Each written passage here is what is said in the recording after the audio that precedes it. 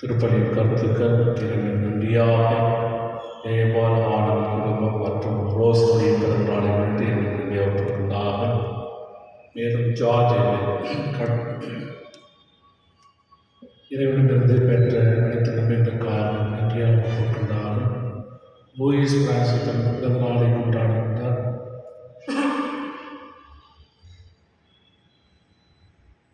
மேலும் மரித்த Ajanta mark Venugopal Jayakanthan மாஸ்ராமணி rose உலகம் ஆண்களை பார்வைக்காக திருப்பூர். மேலும் சிறப்பு கருத்தாக மரிய தான்சன் நர்சுவதற்காகவும் நோய் பயணம் நல்லபடி நடக்கும்படியாகவும் திருப்பலியில் ஒப்புக் கொடுக்கின்றார். தந்தை மகன் தூய ஆவியாரின் பெயராலே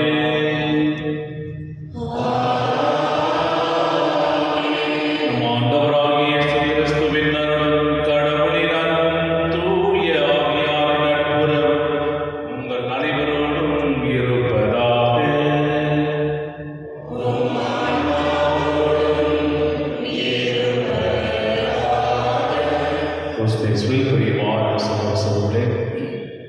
அற்புத குழந்தை இயேசுவின் அளவற்ற அன்பிலே பக்தியோடு நாம் ஜெபிக்கின்ற பொழுது என்னை மகிமைப்படுத்த நான் உனக்கு அருள் வழங்குவேன் என்று சொன்ன ஆண்டவருடைய வார்த்தையின்படி அந்த இறையரசி மாட்சியை வெளிப்படுத்துகின்ற ஆண்டவர் இயேசு அவரை மகிமைப்படுத்தும்படியாக இன்றைய வாசகம் நமக்கு அறிவுறுத்துகின்றது. கடவுளுடைய திருவுளத்தை ஏற்று நடக்கின்ற ஒவ்வொரு பிள்ளையுமே அந்த இறையரசி தகுதியுள்ளவர்களாக மாறுவதால் கண்டும் காணாமல் இருப்பதை விட ஆண்டவரை கண்டு விசுவசித்து அவருடைய வழியில் நடக்கின்ற பொழுது நாமும் அவரை சார்ந்து வாழ்கிறோம் என்ற அர்த்தமாகும். எனவே திருப்பதி வழியாக இறைவன் நமக்கு செய்த அநேக உண்மைகளுக்காக நன்றி கூறி நம்மை நாமே அர்ப்பணித்து நாம் அந்த இறையரசு புகுவதற்கு தகுதி உள்ளதாக மாற இறைவனை வேண்டி திருப்பொழியாக கொண்டாடும். திருப்பலி தன் ஒப்புக் கொடுக்க குற்றங்கள் பாவங்கள் குறைகளை ஏற்றுக்கொண்டு மனமருந்துவோம், மன்னிப்பு கேட்போம். எல்லாம் இறைவனிடம் சகோதர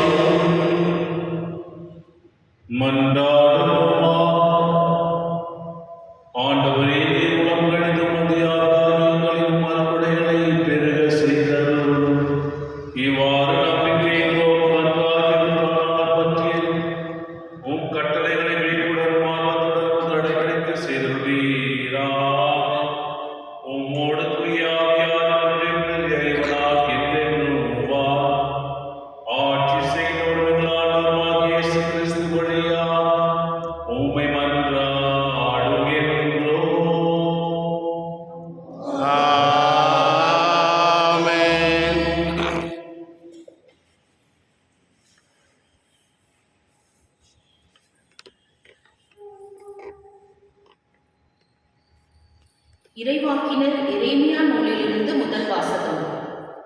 ஆண்டவரின் வாக்கு எனக்கு அருளப்பட்டது. நீ சென்ற எருசலேம் நகரினர் அனைவரும் கேட்கும் முறையில் இவ்வாறு பறைசாற்று. ஆண்டவர் கூறுவது இதுவே: உன் இளமையின் அன்பையும் மணமகளுக்குரிய காதலையும் விதைக்கப்படாத பாலை நிலத்தில் நீ என்னை எவ்வாறு பின்பற்றினாய் என்பதையும் நான் நினைவு கூர்கிறேன். இஸ்ரேல் ஆண்டவருக்கு அர்ப்பணிக்கப்பட்டது. அவரது அறுவடையில் முதல் கனியாய் இருந்தது. அதனை உண்டவர் அனைவரும் குற்றவாளிகள் ஆயினர். அவர்கள் மேல் தீமையே வந்து சேர்ந்தது என்கிறார் ஆண்டவர். செழிப்பான நாட்டுக்கு அதன் கனிகளையும் நலன்களையும் நுகருமாறு நான் உங்களை அழைத்து வந்தேன். நீங்களோ அந்நாட்டிற்குள் வந்து அதனை தீட்டுப்படுத்தினீர்கள். எனது உரிமை சொத்தை நீங்கள் அருவருப்புக்கு உள்ளாக்கினீர்கள். குருக்கள் ஆண்டவர் எங்கே என்று கேட்கவில்லை. திருச்சட்டத்தை போதிப்போர் என்னை அறியவில்லை. ஆட்சியாளர் எனக்கு எதிராக கலகம் செய்தனர். இறைவாக்கினர் பாகால் பெயரால் பேசி பயனற்றவற்றை பின்பற்றினர். வானங்களே, இதை கண்டு திடுக்கிடுங்கள், அஞ்சி நடுங்கி திகைத்து நில்லுங்கள் என்கிறார் ஆண்டவர். ஏனெனில் என் மக்கள் 2 தீச்செயல்கள் செய்தார்கள். பொங்கி வழிந்தோடு நீரூற்றாகிய என்னை புறக்கணித்தார்கள். தண்ணீர் தேங்காத உடைந்த குட்டைகளை தங்களுக்கென்று உடைந்து கொண்டார்கள். ஆண்டவரின் அருள்வாக்கு. இறைவாக்கு நன்றி. பதிலுரை பாடல் பல்லவி. ஆண்டவரே, வாழ்வு தரும் ஊற்று உம்மிடமே உள்ளது. ஆண்டவரே, வாழ்வு தரும் ஊற்று உம்மிடமே உள்ளது. ஆண்டவரே, வானளவு உயர்ந்துள்ளது உமது பேரன்பு, முகில்களை தொடுகின்றது உமது வாக்கு பெறலாமை. ஆண்டவரே, உமது நீதி இறைவனின் மலைகள் போல் உயர்ந்தது, உம் தீர்ப்புகள் கடல் போல் ஆழமானவை. ஆண்டவரே, வாழ்வு தரும் ஊற்று உம்மிடமே உள்ளது. கடவுளே, உமது பேரன்பு எத்துணை அருமையானது. மானிடர் உம் இறக்கைகளின் நிழலில் புகலிடம் பெறுகின்றனர். உமது இல்லத்தின் செழுமையால் அவர்கள் நிறைவு பெறுகின்றனர். உமது பேரின்ப நீரோடையில் அவர்கள் தாகத்தை தணிக்கின்றீர். ஆண்டவரே, வாழ்வு தரும் ஊற்று உம்மிடமே உள்ளது. ஏனெனில் வாழ்வு தரும் ஊற்று உம்மிடமே உள்ளது. உமது ஒளியால் யாமும் ஒளி பெறுகின்றோம். உம்மை அறிந்தோர்க்கு உமது பேரன்பையும் நேரிய உள்ளத்தோர்க்கு உமது நீதியையும் தொடர்ந்து வழங்கியருளும். ஆண்டவரே, வாழ்வு தரும் ஊற்று உம்மிடமே உள்ளது. அல்லேலூயா, அல்லேலூயா, அல்லேலூயா, அல்லேலூயா, அல்லேலூயா, அல்லேலூயா, அல்லேலூயா, அல்லேலூயா. விண்ணுக்கும் மண்ணுக்கும் ஆண்டவரே, உம்மை போற்றுகின்றேன். ஏனெனில் விண்ணரசின் மறைபொருளை குழந்தைகளுக்கு வெளிப்படுத்தினீர். அல்லேலூயா. அல்லேலூயா, அல்லேலூயா, அல்லேலூயா, அல்லேலூயா. ஆண்டவர்களோடு இருப்பாராக. உம் ஆன்மாவோடும் இருப்பாராக. தீயவை பசுத்த நற்செய்தியிலிருந்து வாசகம். ஆண்டவரே,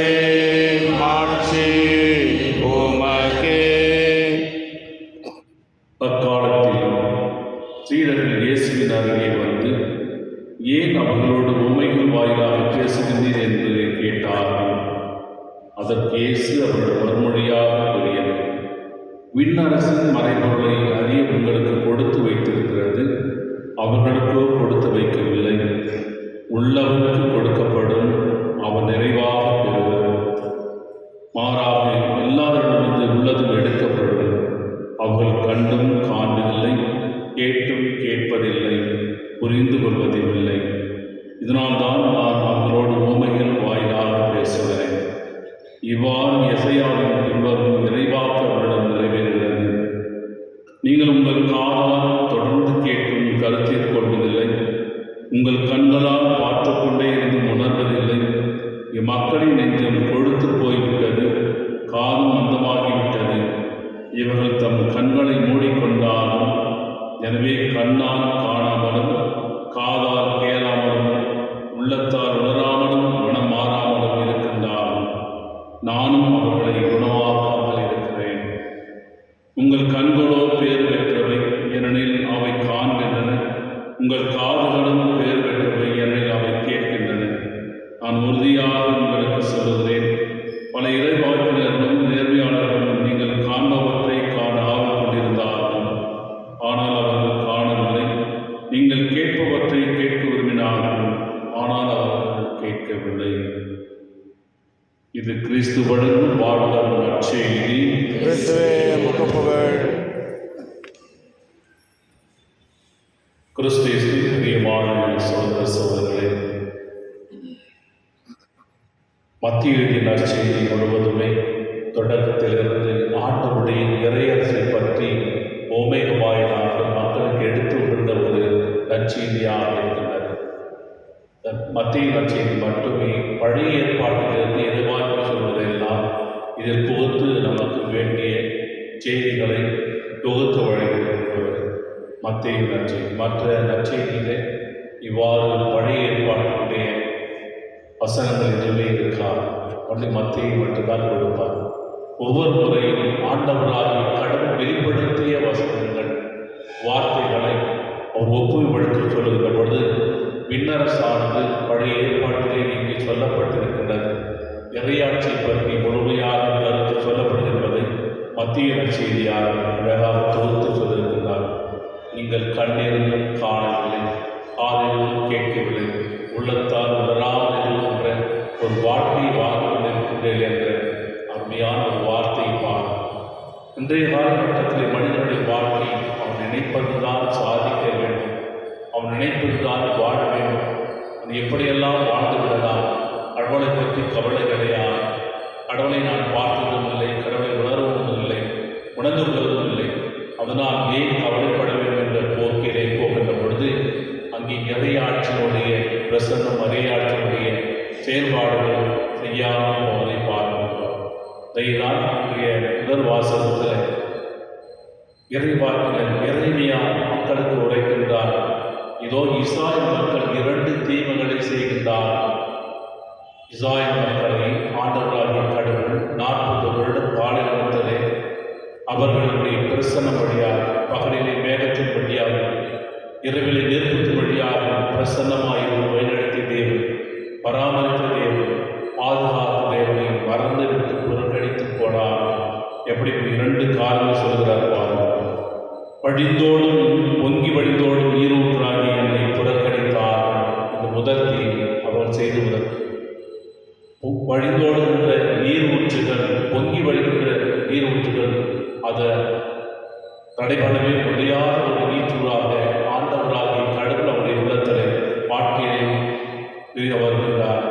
அந்த நீரூற்றை புரிந்து கொள்ளாமல் கடவுளுடைய பிரசனத்தையும் கடவுளுடைய ஆளுமையை புரிந்து கொள்ளாத தன்மையிலே அவர்கள் புறக்கணித்து போனார், ஆண்டவரை பிடகழித்தார். இரண்டாவதாக அது எதை தேடி போனார்கள்? தண்ணீர் தேங்காத உடைந்த குட்டைகளை தங்களுக்கென்று உடைந்து கொண்டார்.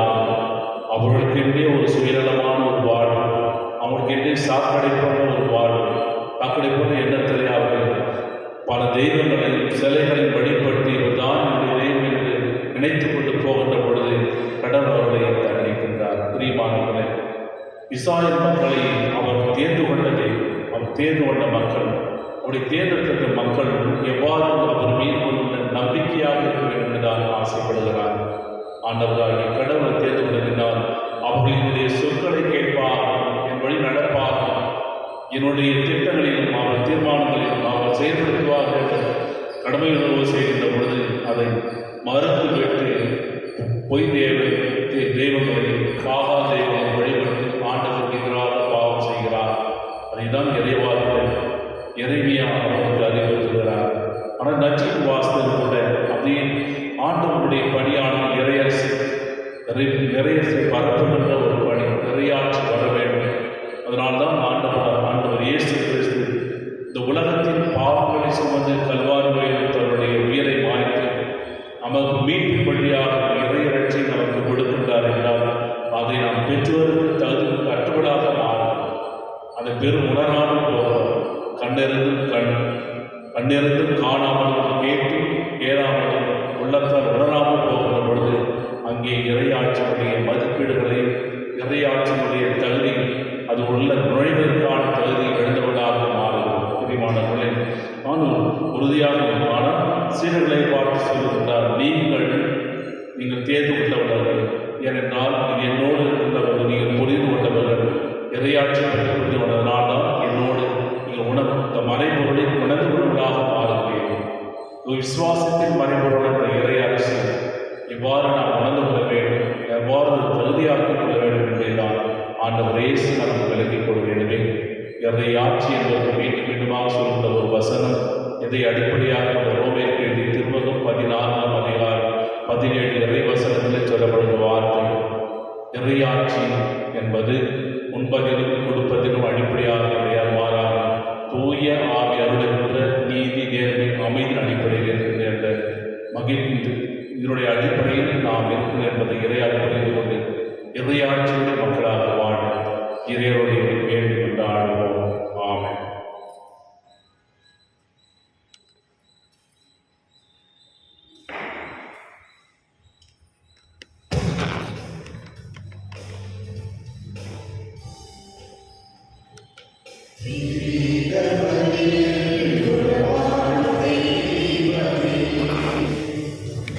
தெய்வீக பலியில் உறவாடும் தெய்வமே, உன்னோடு பலியாக நானும் இணைகின்றேன். காணிக்கை ஏற்றிடுவார், காணிக்கை ஏற்றிடுவார்.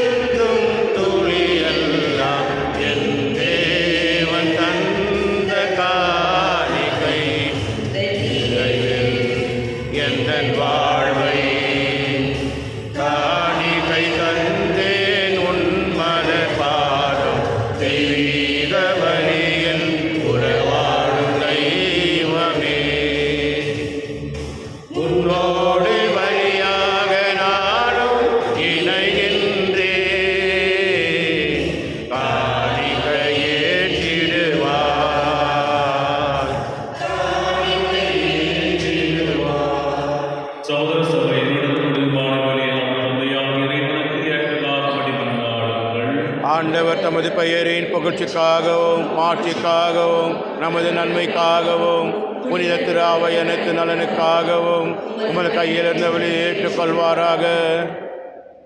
இறைவா, பழைய ஏற்பாட்டு பல்வேறு வழிகளும் திருவாடி இறைவா உரைகளில் உண்மைகளைச் செய்தி.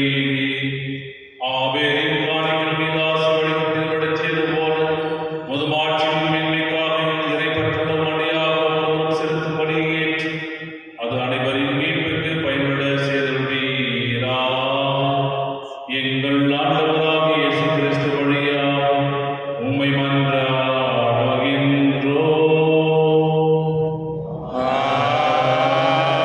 ஆமென்.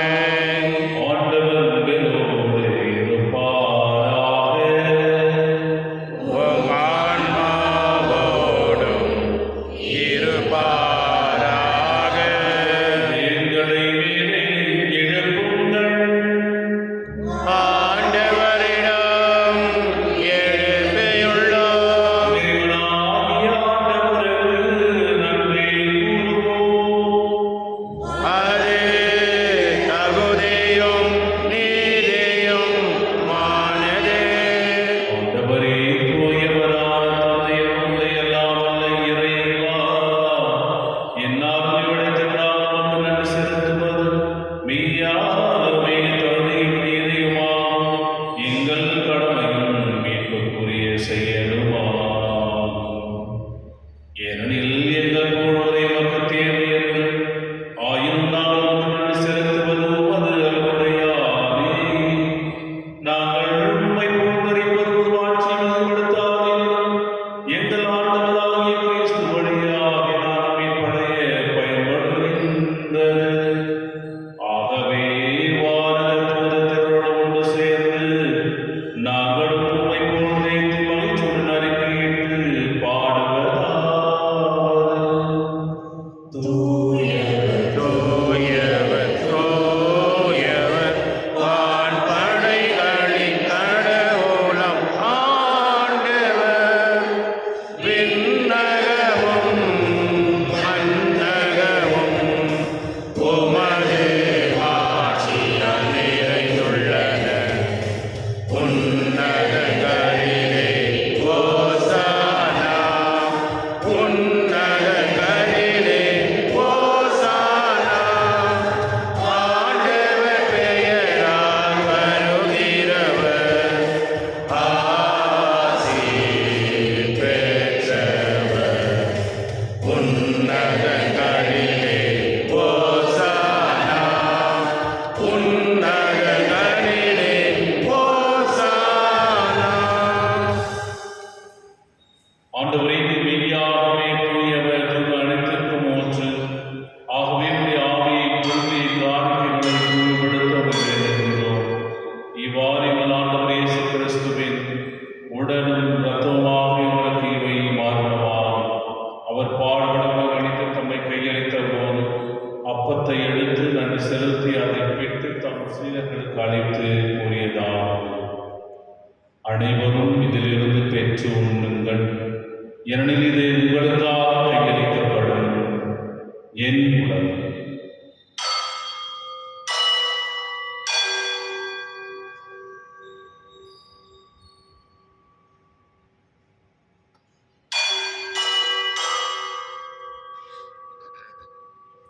அவ்வனமே இரவு அருந்தியவின் கிண்ணத்தை எடுத்து மீண்டும் நன்றி கூறி தம் சீடர்களுக்கு அளித்து அவர் கூறியதாவது: அனைவரும் இதிலிருந்து பெற்று பருகுங்கள், ஏனெனில் இது புதிய நிலையான உடன்படிக்கைக்குரிய இரத்தத்தின் கிண்ணம்.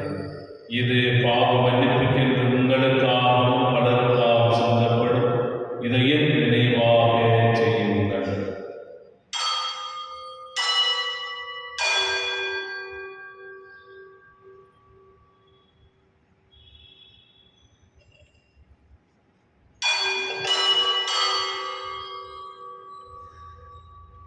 நம்பிக்கையின் மறைபொருள். ஆண்டவரே,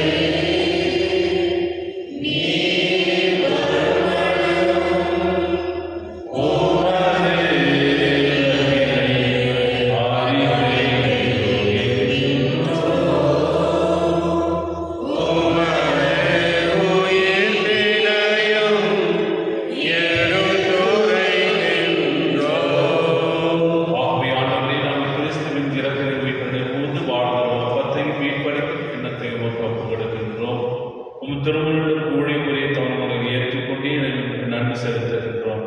மேலும் கிறிஸ்துவின் உடலிலும் இரத்தத்திலும் அவனுடைய எங்களை தூயாவியார் சேர்க்க வேண்டும் என உண்மை தாழ்வுடன் வந்தாடுகிறோம். ஆண்டவரே, உலகிற்கு பரவிற்கு திரு அவையிடம் உங்களிடம் எங்கள் திருத்தந்தை செய்யும் எங்கள் பேராயர் பேச்சர் மற்றும் துணையாயர் எல்லா திருமணையராக இணைவரோடு இந்த திரு அவையில் அன்பில் நிறைவேற செய்திடம் ஈரோடமிருந்து அழைத்துக் கொண்ட அஜந்தா, மாரிஸ், வேணுகோபால், ஜெயகாந்தன், மாசுரமணி, ரோஸ் குலோபினை மடியாக உம் திருமகனோடு அவரை இலக்கையில் இணைக்கப்பட்ட இவர்கள் உயிர்ப்பிலும் அவரை போல இருக்கச் செய்தனர். உயிர்த்தெழுதின் நோக்குடன் உயிர்களுடைய சகோதர சகோதரிகளையும் இறந்தோர் அனைவரையும் இரக்கத்துடன் இடங்கள் கொண்டு திருமுக ஒளியினுள் ஏற்றனர். எங்கள் அனைவர் மீது இறக்கமாய் கடவுளின் கன்னித்தாயார் மரியா, அவருடைய கணவரான புனித யோசேப்பு, புனித திருத்தூதர், இவ்வுலகில் உமக்கு வந்தவராகிய அனைவரிடம் நம் நிலை வாழ்வில் அவனும் தகுதி பெற்று திருமகன் இயேசு கிறிஸ்து வழியாக உம்மை போன்றேற்றும் மறுமணமை கொண்டாடுவோம்.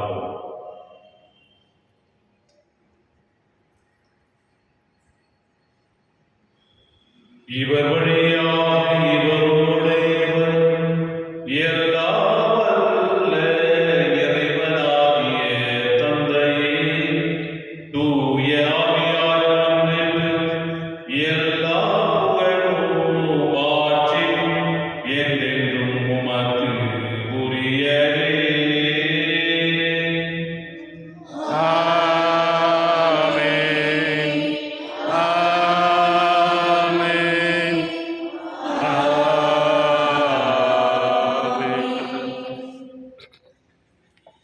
மீட்பரின் கட்டளையால் கற்பிக்கப்பட்டு இறைவனுக்கு அன்பைச் பெற்று நாம் அனைவரும் துணிந்து சொல்வோம். விண்ணுலகில் எங்கள் தந்தையே, உமது பெயர் தூயதென போற்று பெறுக. உமது ஆட்சி வருக. உமது திருவுளம் விண்ணுலகில் நிறைவேறுவது போல மண்ணுலகிலும் நிறைவேறுக. எங்கள் அன்றாட உணவை இன்று எங்களுக்கு தாரும். எங்களுக்கு எதிராக குற்றம் செய்வோரை நாங்கள் மன்னிப்பது போல எங்கள் குற்றங்களை மன்னியும். எங்களை சோதனைக்கு உட்படுத்தாதேயும், தீமையிலிருந்து எங்களை விடுவித்தள்ளும். ஆண்டவரே, தீமை இடத்திலிருந்து எங்கள் விடுவித்து எங்கள் வாழ்நாளில் அமைதியை கனிவுடன் உணர்ந்தாலும் ஒரு இரக்கத்தின் உதவியால் எங்கள் பாவத்திலிருந்து ஏற்படும் விடுதலை பெற்று யாதொரு கலக்கமும் இன்றி எல்லாமாயிருக்குமா நாங்கள் எதிர்நோக்கியிருக்க பேர்வதற்காகவும் என் மீட்பராகிய இயேசு கிறிஸ்துவின் வருகைக்காகவும் காத்திருக்கின்றோம். ஏனெனில் ஆட்சியும் வல்லமையும் மாட்சியும் என்றென்று உமது. ஆண்டவரே இயேசு கிறிஸ்துவே, அமைதி உங்களுக்கு விட்டுச் செல்கின்றேன், என் அமைதி உங்களுக்கு அளிக்கிறேன் திருத்துவதற்கு முன்பு எங்கள் பாவங்களை பாரும். திரு அவை நம்பிக்கையை தரும். உமது திருவுளத்திற்கு ஏற்பதற்கு அமைதியை ஒற்றுமை படுத்துவீராக. என்றென்று வாழ்ந்து ஆட்சி செய்கின்றவர் நீரே. ஆமென். ஆண்டவருடைய அமைதி அனைவரோடும் இருப்பதாக. ஆன்மாவோடும் இருப்பதாக. ஒருவர் இறைவன் தரும் அமைதியை பகிர்ந்து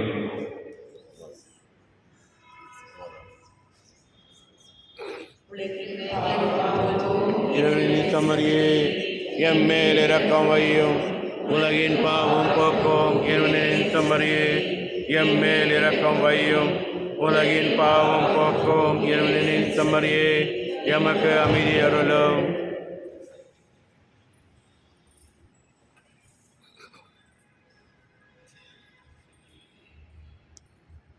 இதோ இறைவனின் செம்மறி, உலகின் பாவங்களை போக்குகின்றவர். செம்மறியின் விருந்துக்கு அழைக்க பெற்றோர் பேர் பெற்றோர். என் ஆண்டவரே, நீரிழந்திருந்த நான் தகுதியற்றவன். ஆனால் ஒரு வார்த்தை மட்டும் சொல்ல எல்லாம் எனது ஆன்மா நலமடையும். கிறிஸ்துவின் உடல் ரத்தம் நம்முடைய காத்து நிலைவார் இருப்பதாக. ஆமென்.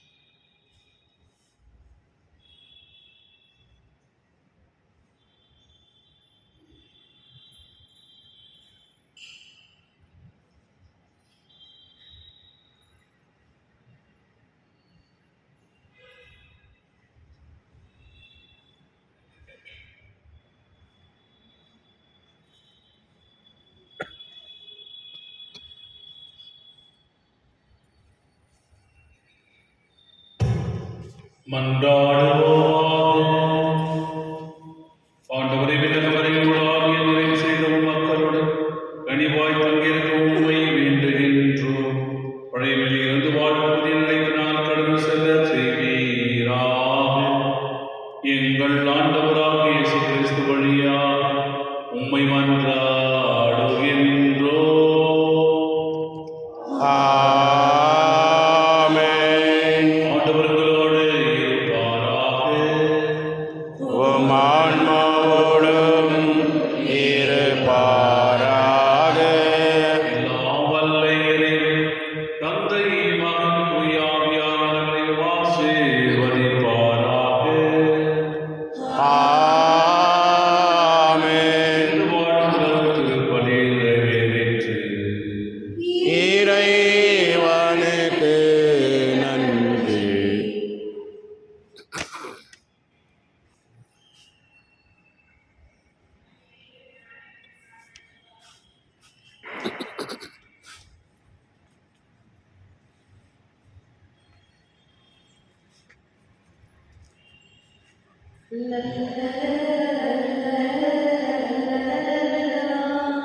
La